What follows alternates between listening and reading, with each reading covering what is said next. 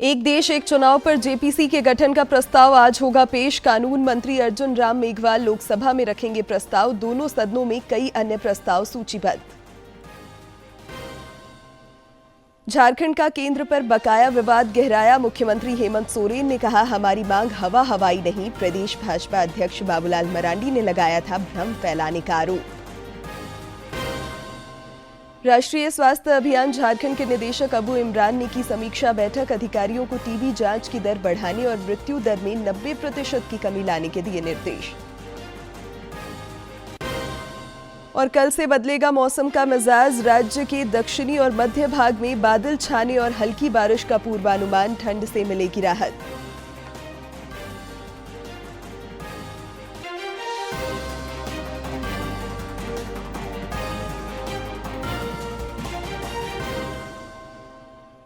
नमस्कार, खबरें झारखंड में आपका स्वागत है। मैं हूं शिवानी कुमारी और अब समाचार विस्तार से। केंद्रीय कानून मंत्री अर्जुन राम मेघवाल आज लोकसभा में एक देश एक चुनाव पर जेपीसी के गठन का प्रस्ताव पेश करेंगे। वहीं दोनों सदनों में कई अन्य महत्वपूर्ण प्रस्ताव पेश किए जाएंगे।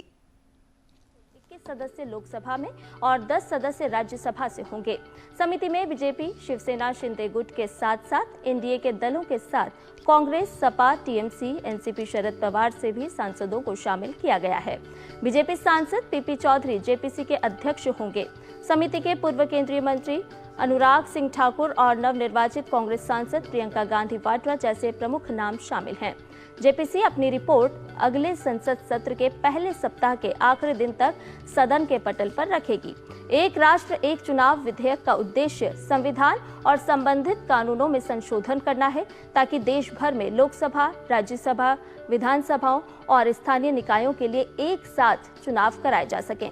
यह अवधारणा सरकार का एक लंबे समय से प्रस्तावित प्रस्ताव रहा है। इसका उद्देश्य चुनाव संबंधी खर्चों को कम करना और कुशल शासन सुनिश्चित करना है। एक देश एक चुनाव पर संसद की संयुक्त समिति जेपीसी में लोकसभा के 21 सदस्यों के नाम तय हो गए हैं। जेपीसी में झारखंड के पलामू से सांसद विष्णुदयाल राम और लोहरदगा के सांसद सुखदेव भगत को भी शामिल किया गया है। इनके अलावा कांग्रेस सांसद प्रियंका गांधी वाड्रा और मनीष तिवारी समेत अन्य दलों से भी प्रतिनिधि शामिल हैं।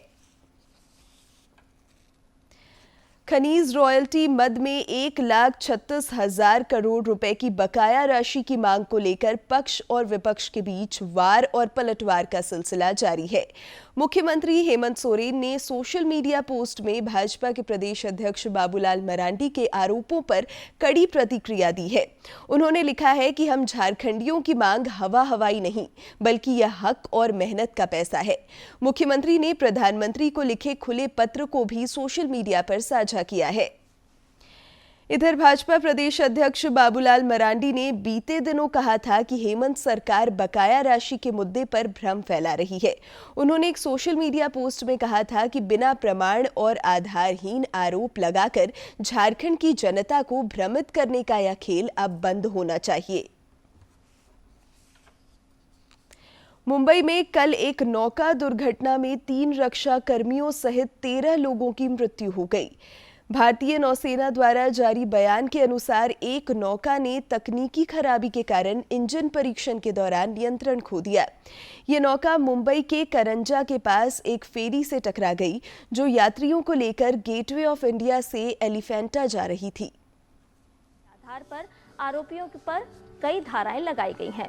मुंबई के गेटवे ऑफ इंडिया के पास बुधवार को नौसेना के एक क्राफ्ट के एलिफेंटा द्वीप जा रहे नीलकमल नामक एक फेरी से टकराने के कारण एक बड़ा हादसा हो गया था, जिसमें नौसेना के एक जवान और नेवी क्राफ्ट बनाने वाली कंपनी के 2 लोग समेत कुल 13 लोगों की मौत हो गई थी।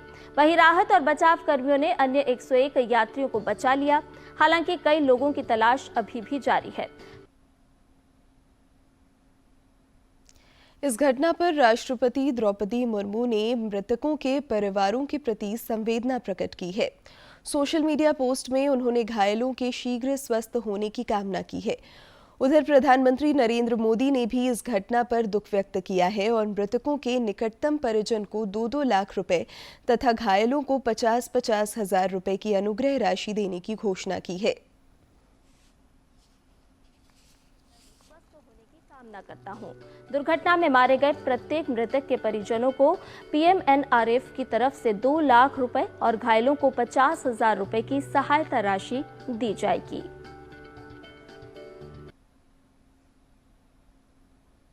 इधर रक्षा राज्य मंत्री और रांची के सांसद संजय सेठ ने भी नौका दुर्घटना में मृतकों के प्रति संवेदना व्यक्त की है।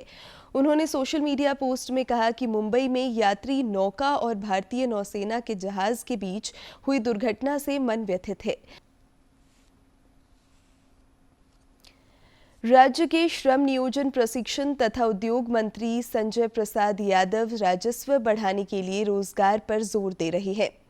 साहिबगंज में कल अधिकारियों के साथ बैठक कर उन्होंने पलायन रोकने के लिए रोजगार का सृजन करने पर बल दिया। परिसदन में बैठक के बाद पत्रकारों से बातचीत में उन्होंने कहा कि जब तक रोजगार नहीं बढ़ाया जाएगा तब तक राजस्व में वृद्धि नहीं होगी। इसे ध्यान में रखकर उन्होंने अधिकारियों को प्रखंड स्तर पर कैंप लगाकर प्रवासी मजदूरों का नियोजन करने का निर्देश दिया है कि भाई आप लोग 24 जिला 2 महीने के अंदर घूर लीजिए और अफसर के साथ तो रिव्यू कीजिए ही, आप अपने मालिकों के साथ भी रिव्यू कीजिए कि समस्या क्या है, ज्वलंत मुद्दा क्या है, उसको कैसे निपटाया जाए, हर लोगों के हाथ तक काम कैसे पहुंचे, हर घर को काम कैसे पहुंचे, उस पर भी आप लोग जो है अपना अफसर की समीक्षा मीटिंग के साथ साथ कोई 1 बुलाओ, 2 बुलाओ, 3 बुलाओ, 4 बुलाओ में घुर करके आम लोगों से भी मिल करके उनकी समस्या को सुन लीजिए और फिर जो 2 महीने के बाद हम जो आप लोगों के साथ रिव्यू करेंगे उसमें आप लोग सारी बातों को रखिए और फिर उसका निष्पादन कैसे होगा उस पर हम लोग आगे कदम बढ़ाएंगे। ग्रामीण विकास मंत्री दीपिका पांडे सिंह के नेतृत्व में 3 सदस्यीय प्रतिनिधि मंडल ने गुजरात जाकर झारखंड की दुष्कर्म पीड़िता से मुलाकात कर उनका हाल जाना। मंत्री के साथ गई टीम ने नाबालिग को आर्थिक सहायता के तौर पर 4 लाख रुपए का चेक सौंपा।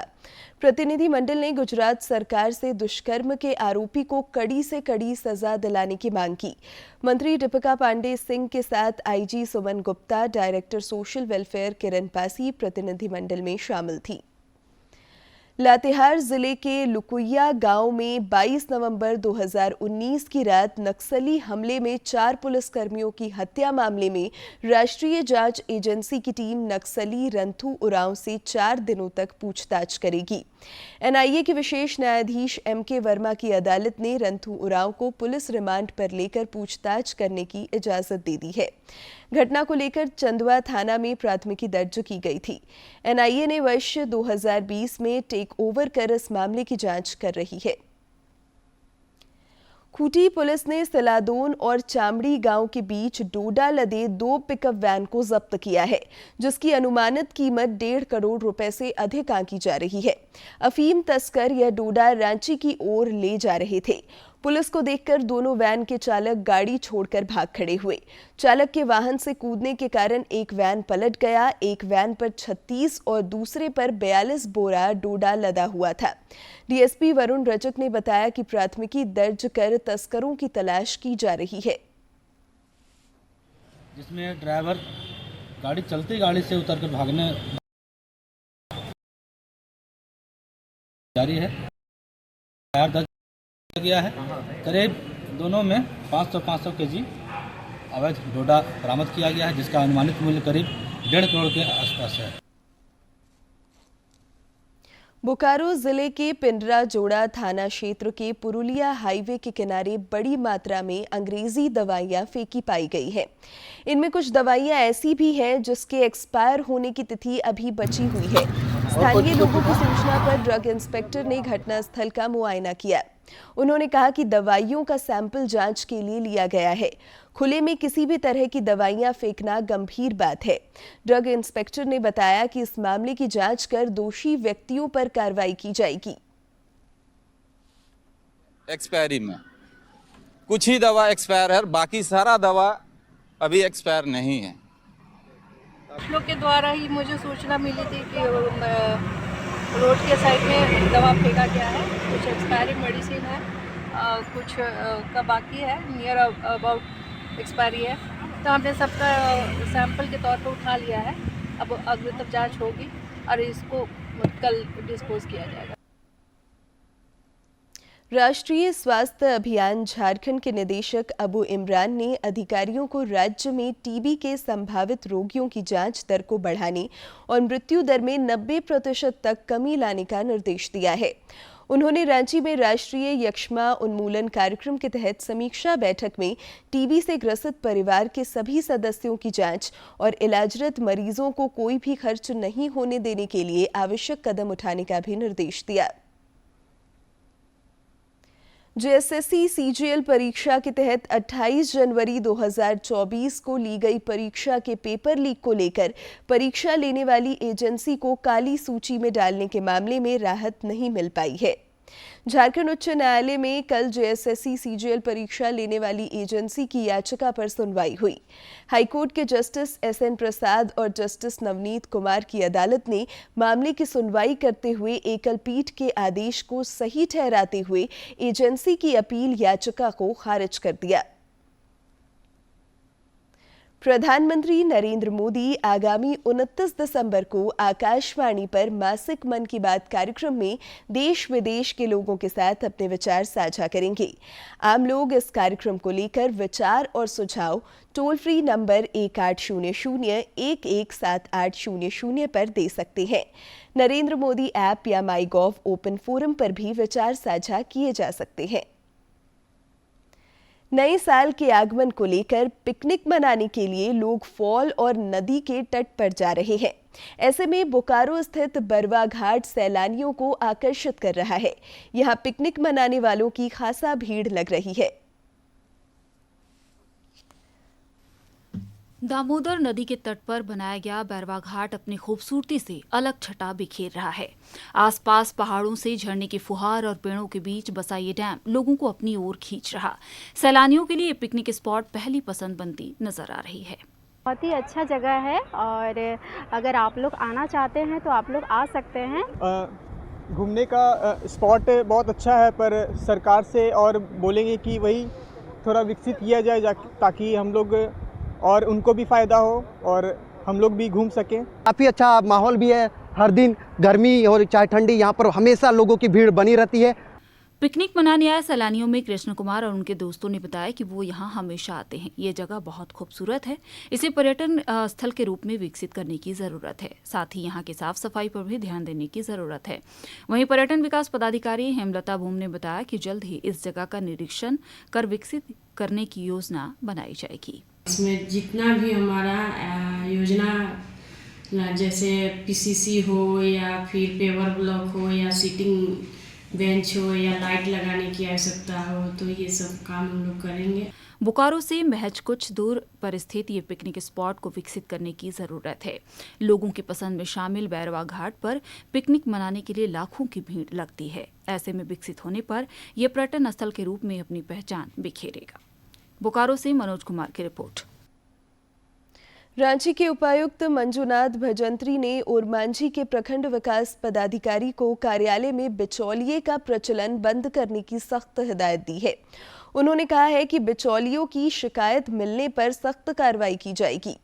उपायुक्त ने कल प्रखंड सह अंचल कार्यालय का औचक निरीक्षण कर विकास कार्यों का जायजा लिया। इस दौरान उन्होंने पदाधिकारियों एवं कर्मचारियों की उपस्थिति की जांच की और बायोमेट्रिक उपस्थिति सुनिश्चित करने का निर्देश दिया।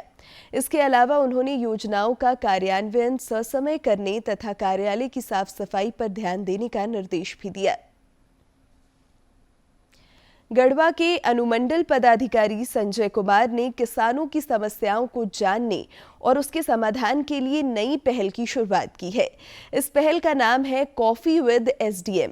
इसके तहत प्रशासन के अधिकारी पीड़ितों के साथ बैठकर कॉफी पीते हैं और साथ साथ उनकी समस्याएं भी सुनते हैं। इस क्रम में कल 40 किसानों ने इस कार्यक्रम में हिस्सा लिया और अपनी समस्याएं रखीं। प्रशासन की ओर से उनकी समस्याओं का समाधान करने का प्रयास किया गया। कॉफी विद एसडीएम में कृषि सहकारिता, पशुपालन और मत्स्य विभाग के पदाधिकारी मौजूद रहे। किसानों की समस्याओं के निराकरण के लिए एसडीएम ने टोल फ्री नंबर 1800-123-1136 जारी किया है। बताया कि सर यहाँ लैब्स लग रहा है, यहाँ हम आए थे, इतना टाइम लग गया। तो हमें एक्चुअल में प्रशासन को कहाँ डिलीवर करना है ये हमें मालूम चल जाएगा, काफी हद तक मालूम चल जाएगा। तो ये ऐसा करने से हम ग्रास रूट लेवल तक एडमिनिस्ट्रेशन को पहुंचा पाएंगे। मेरा सिर्फ ये कॉफी विद एसडीएम शुरू करने का ये था कि कॉफी के बहाने, ये चाय भी हो सकता था, कुछ और भी हो सकता था, इसका नाम भी कुछ और हो सकता था। तो एक जो टर्म है कॉफी विद एसडीएम, इसका मकसद यही था कि हम अलग अलग स्टेक होल्डर्स को, अलग अलग क्षेत्र के लोगों को हर हफ्ते एक बार बुला सकें। अब वो 40 आए, 50 आए, 30 आए, 20 आए, हम ओपनली उनको आपके माध्यम से बुला लेते हैं कि इस सप्ताह हम इन लोगों को बुलाना चाह रहे हैं, इन लोगों से बात करना चाह रहे हैं। राज्य सरकार द्वारा पोषण भी पढ़ाई भी कार्यक्रम की शुरुआत की गई है, जिसका उद्देश्य बच्चों का समग्र विकास करना है। इसके तहत बोकारो के जिला परिषद कार्यालय में सेविकाओं और सहायिकाओं का 3 दिवसीय प्रशिक्षण संपन्न हुआ। समापन सत्र में जिला परिषद अध्यक्ष सुनीता देवी मौजूद थी।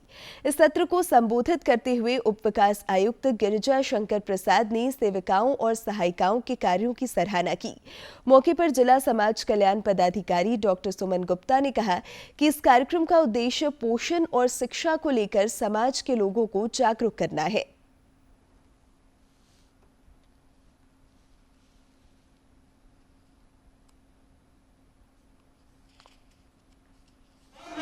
धन्यवाद देते हैं क्योंकि इतना अच्छा अपना बच्चा लोग को सीखते हैं। इतना ही बोल के मैं अपनी बातों को विराम देती हूँ।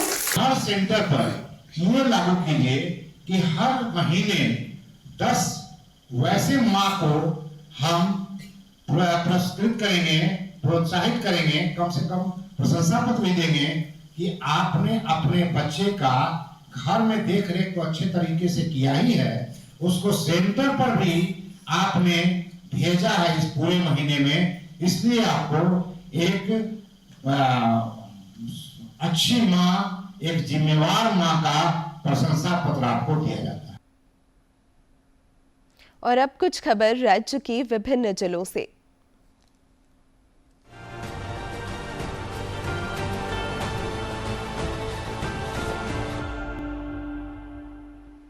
देवघर जिला प्रशासन ने सीडब्ल्यूसी के तहत 3 बच्चों को गोद लेने की अनुमति प्रदान की है। इनमें 2 बच्चे को भारतीय और 1 को विदेशी परिजन गोद लेंगे। देवघर के उपायुक्त ने कहा कि जो दंपति बच्चे को गोद लेंगे उन्हें जिला प्रशासन द्वारा हर संभव सहयोग प्रदान किया जाएगा। देवघर जिले में चौकीदार की नियुक्ति को लेकर 22 दिसंबर को लिखित परीक्षा होगी। उपायुक्त ने परीक्षा की तैयारी को लेकर अधिकारियों के साथ बैठक की। इस बैठक में अभ्यर्थियों की सुविधा, सभी परीक्षा केंद्रों की सुरक्षा, सीसीटीवी कैमरा, फिजिकल टेस्ट आदि को लेकर अधिकारियों को दिशा निर्देश दिया गया। लातेहार समाहरणालय के सभागार में डायरेक्टर हॉर्टिकल्चर फैज अहमद मुमताज एवं उपायुक्त उत्कर्ष गुप्ता की उपस्थिति में कार्डियो पल्मोनरी रिससिटेशन CPR से संबंधित प्रशिक्षण सह कार्यशाला का आयोजन किया गया। डायरेक्टर हॉर्टिकल्चर ने हृदय गति रुकने पर जीवन रक्षा के लिए अपनाई जाने वाली तकनीक के बारे में बताया। रिम्स के चिकित्सक डॉक्टर जसवंत ने CPR तकनीक पर डेमोन्स्ट्रेशन दिया। देवघर के उपायुक्त ने मनरेगा एवं अबुआ आवास योजना की समीक्षा बैठक में पुरानी योजनाओं को जल्द पूर्ण करने का निर्देश दिया है। उन्होंने मनरेगा के तहत अधिक से अधिक लोगों को रोजगार उपलब्ध कराने के अलावा 100 दिन का रोजगार पूरा करने वाले श्रमिकों को कौशल विकास से जोड़ने का निर्देश दिया। पर्यटन, कला, संस्कृति, खेलकूद एवं युवा कार्य विभाग के सचिव मनोज कुमार ने गुमला जिले में पर्यटन स्थलों एवं खेल मैदानों का निरीक्षण किया। उन्होंने अधिकारियों को सिंथेटिक ट्रैक, खेल मैदानों के जीर्णोद्धार तथा पर्यटन स्थलों के सौंदर्यीकरण सहित कई महत्वपूर्ण बिंदुओं पर विशेष निर्देश दिया। रामगढ़ के गुरु नानक पब्लिक स्कूल में बाल दिवस सह प्रदर्शनी कार्यक्रम का आयोजन किया गया। कार्यक्रम का शुभारंभ स्कूल प्रबंधक कमेटी के पदाधिकारी और प्राचार्य ने संयुक्त रूप से किया। इस दौरान स्कूली बच्चों ने स्वादिष्ट व्यंजन के साथ साथ गेम का लुत्फ उठाया। प्रबंधन द्वारा बच्चों के नाना नानी और दादा दादी को सम्मानित किया गया। चतरा जिले के सिमरिया थाना क्षेत्र में प्रेम प्रसंग में एक महिला की हत्या कर दी गई। सिमरिया पुलिस ने इस मामले में आरोपी प्रेमी बीरेंद्र दास को गिरफ्तार किया है। बीरेंद्र हजारीबाग जिले के बरखट्टा थाना क्षेत्र के बसरिया गांव का रहने वाला है और वह सिमरिया राज्य संपोषित +2 उच्च विद्यालय में लैब टेक्नीशियन के पद पर कार्यरत है।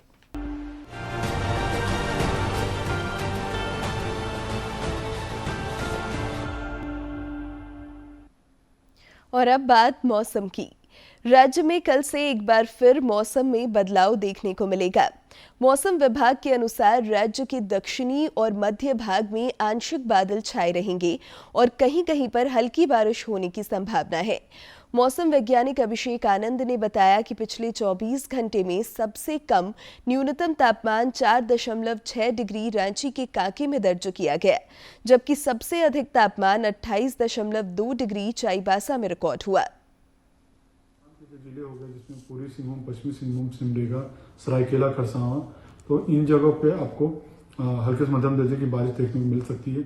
मध्य के इलाके हो गए जिसमें खूंटी, रांची, गुमला, लोहरदगा, रामगढ़, इन इलाकों में आपको हल्के दर्जे की बारिश देखने को मिल सकती है। तो जो बारिश के कारण जो 20 तारीख से है वो दिन का तापमान थोड़ा सा आपको 2 से 3 डिग्री 4 डिग्री तक भी दिन का तापमान गिरता हुआ दिखेगा। और अभी जो हल्के बादल जो हैं या थोड़ा सा जो ठंडी हवा रुक गई है पश्चिम विक्षोभ जो उत्तर भारत में है, तो उसके कारण से भी अभी न्यूनतम पारा बढ़ेगा और आने वाले दिनों में न्यूनतम पारा झारखंड में 2 से 4 डिग्री तक भी आपको बढ़ता हुआ देखने को मिलेगा। खेल जगत की महत्वपूर्ण खबरों को देखते हैं फटाफट अंदाज में।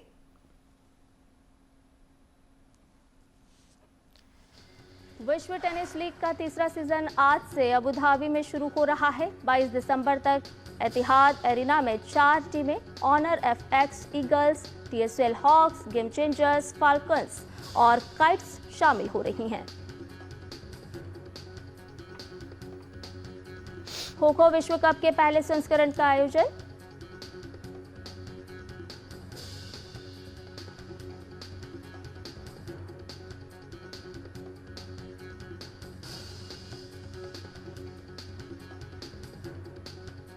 तो 19 से 25 दिसंबर तक दोहा में भारोत्तोलन चैंपियनशिप का आयोजन किया जाएगा।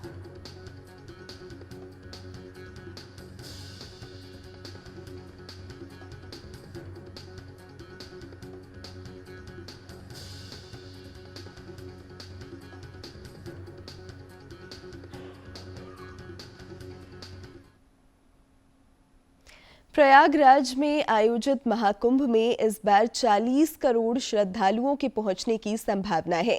बड़ी संख्या में विदेशी संत साधु भी महाकुंभ में शामिल होने के लिए प्रयागराज पहुंचने लगे हैं। स्पेन से विदेशी संत भी पहुंचे महाकुंभ। दिव्य, भव्य, स्वच्छ और नव्य कुंभ के मुरीद हुए विदेशी संत। सनातन संस्कृति का महापर्व विदेशी संतों को आ रहा है रास। विदेशी संतों ने कहा, जिस प्रदेश में महाकुंभ का आयोजन हो रहा है वहां के मुख्यमंत्री संत। डिजिटल महाकुंभ से विदेशी संत बहुत खुश। महाकुंभ में स्वच्छता और डिजिटलाइजेशन पर जोर। प्रयागराज महाकुंभ के आयोजन के पहले महाकुंभ नगर में देश के कोने कोने से आए साधुओं के अलावा विदेश से भी साधु संत पहुंच रहे हैं। अखाड़ों की धर्म ध्वजा, नगर प्रवेश और कुंभ छावनी प्रवेश यात्रा की परंपरा में महाकुंभ पहुंचे इन विदेशी साधु संतों को भी महाकुंभ की नई व्यवस्था रास आ रही है। बहुत पुराना की बात है। हम तो एक योगा का किताब मिला मेरे घर के अंदर, फिर हम पढ़ते हैं, हम सोचते ये तो अच्छा है। फिर हम तो कृष्ण मूर्ति देखा, तो कृष्ण मूर्ति सुन रहे तो हाँ ये तो बढ़िया, ये तो सही है, इसलिए। प्रयागराज महाकुंभ के आयोजन की तिथि जैसे जैसे निकट आ रही है, महाकुंभ क्षेत्र के अखाड़ा सेक्टर में साधु संत ज्यादा नजर आ रहे हैं। देश विदेश से साधु संत पहुंच रहे हैं। श्री पंच दशनाम जूना अखाड़े की छावनी प्रवेश यात्रा में शामिल होने आए विदेशी संतों को महाकुंभ रास आ रहा है। जूना अखाड़े के महामंडलेश्वर सोमगिरी उर्फ पायलट बाबा की जापानी शिष्या योग माता एवं महामंडलेश्वर केको कई जापानी साध्वी के साथ छावनी प्रवेश में शामिल हुई। नेपाल से आई महिला संत और जूना अखाड़े की महामंडलेश्वर हिमानंद गिरी का कहना है कि संतों का सौभाग्य है कि जिस प्रदेश में महाकुंभ का आयोजन हो रहा है वहां के मुख्यमंत्री भी एक संत हैं। योगी जी की तरफ से जिस तरह भव्य और दिव्य महाकुंभ के आयोजन का संकल्प लेकर आयोजन की तैयारियां चल रही हैं, उससे सनातन धर्म का प्रचार प्रसार नेपाल सहित दुनिया के विभिन्न देशों में अब तेजी से हो रहा है। विश्व के जूना अखाड़ा के उच्च पदाधिकारी से लेकर अपने महंत से अनेक महात्मा, कोना कंदरा से तपस्वी, सारे महात्मा इकट्ठा होके आज से गंगा गर्भ में पूर्ण रूप से वास के लिए हम लोग प्रवेश कर रहे हैं। उत्तर प्रदेश की योगी सरकार की प्राथमिकता प्रयागराज महाकुंभ को दिव्य और भव्य स्वरूप देने के साथ स्वच्छता और डिजिटलाइजेशन पर है। संत इससे काफी खुश हैं। सुदूर देश से आए हुए लोगों ने सनातन परंपराओं को अपनाया, तो उन्होंने जब इस परंपरा को अपनाया तो एक आत्मीय शांति, एक अद्भुत आत्मीयता, एक स्वच्छता, एक पवित्रता, इन सारी चीजों को उन्होंने प्राप्त किया। हर 12 साल बाद महाकुंभ का मेला लगता है। प्रयागराज, हरिद्वार, नासिक और उज्जैन में यह आयोजन होता है। इस बार प्रयागराज में महाकुंभ का आयोजन हो रहा है। अनुमान है कि इस दौरान 40 करोड़ श्रद्धालु पवित्र संगम में डुबकी लगाने आएंगे। Bureau report, DD news. और अब बात कारोबार जगत की।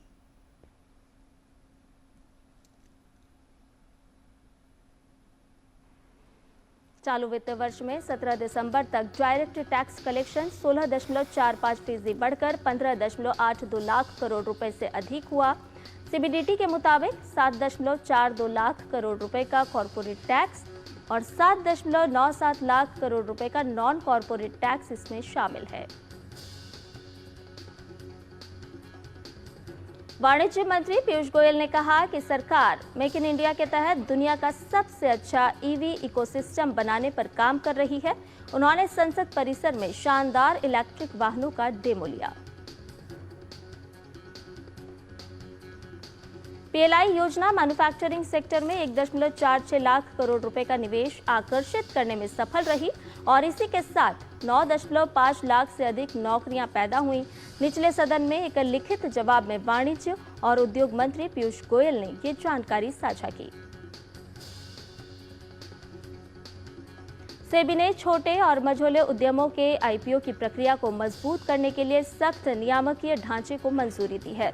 इसके तहत एसएमई कंपनियां आईपीओ से जुटाई गई रकम का इस्तेमाल प्रमोटर्स, निर्देशकों और संबंधित पार्टियों से लिए गए कर्ज का भुगतान करने में नहीं कर सकेंगी। कर्मचारी भविष्य निधि संगठन और कर्मचारी राज्य बीमा निगम के सब्सक्राइबर्स जल्द ही ई वॉलेट के जरिए दावा निपटान राशि का इस्तेमाल कर सकेंगे। श्रम एवं रोजगार मंत्रालय इस पर योजना बनाने और सुविधा को व्यवहारिक तरीके से शुरू करने के लिए आरबीआई से बातचीत कर रहा है। प्रधानमंत्री आवास योजना ग्रामीण यानी कि PMAYG के तहत इस साल 13 दिसंबर तक 2.68 करोड़ घर बनकर तैयार हो चुके हैं, जिनमें से 72.66 लाख घर पूरी तरह महिलाओं के नाम पर हैं और 1.22 करोड़ घर पत्नी और पति के नाम पर। लोकसभा में ग्रामीण विकास राज्य मंत्री चंद्रशेखर पेमासानी ने लिखित जवाब में ये जानकारी दी।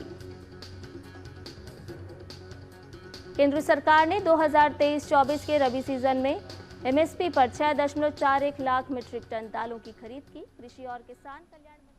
और अब अंत में मुख्य समाचार एक बार फिर।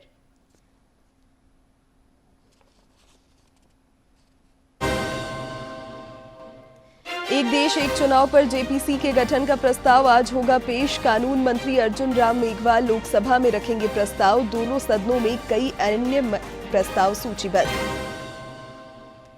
झारखंड का केंद्र पर बकाया विवाद गहराया। मुख्यमंत्री हेमंत सोरेन ने कहा, हमारी मांग हवा हवाई नहीं। प्रदेश भाजपा अध्यक्ष बाबूलाल मरांडी ने लगाया था भ्रम फैलाने का आरोप। राष्ट्रीय स्वास्थ्य अभियान झारखंड के निदेशक अबू इमरान ने की समीक्षा बैठक। अधिकारियों को टीबी जांच की दर बढ़ाने और मृत्यु दर में 90% की कमी लाने के दिए निर्देश। कल से बदलेगा मौसम का मिजाज। राज्य के दक्षिणी और मध्य भाग में बादल छाने और हल्की बारिश का पूर्वानुमान। ठंड से मिलेगी राहत।